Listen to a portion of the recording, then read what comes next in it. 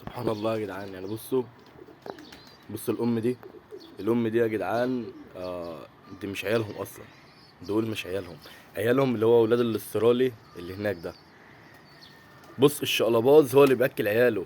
القص دول لوحديهم والقص دول لوحديهم مطلعين زغاليل على جنب، ودول راقدين على جنب. يعني بص سبحانك يا رب. حتى الدكر يعني بص الدكر مش حنين. لما دخل زغلول عنده بالغلط في العين بتاعته، بص ضربه. الام هي اللي بتاكلهم. يعني سبحانك يا رب والله. سبحانك يا رب. الزغليل ده اصلا ولاد القص دول الاتنين اللي ورا بعض دول، اللي هي النتايه السودا والذكر الاسترالي اللي براس هنا. بصوا والله العظيم اهي بتاكل من الام الاستراليه برضه اهي. سبحانك يا رب والله.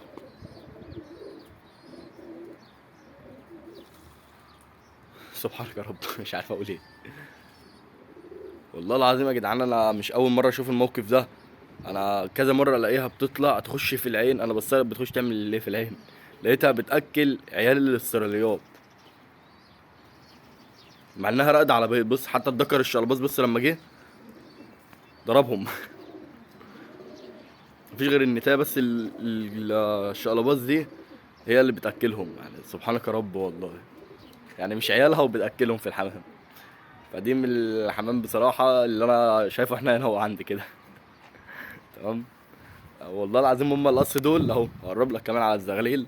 هم دول القص بتوع الزغاليل اللي هناك. دول اصلا مالهمش دعوه. النتايه اهي، الشقلباز والدكر.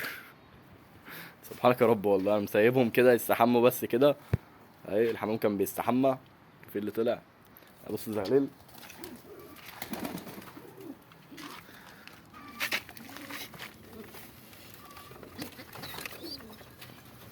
هم. ولاد الاستراليات والله اهو. والاتنين بسم الله ما شاء الله عليهم. بصراحه القصين هم اللي ملبنينهم، يعني مش قص واحد. فالزغلول بسم الله ما شاء الله عليه يعني. بصوا. خلاص تعال.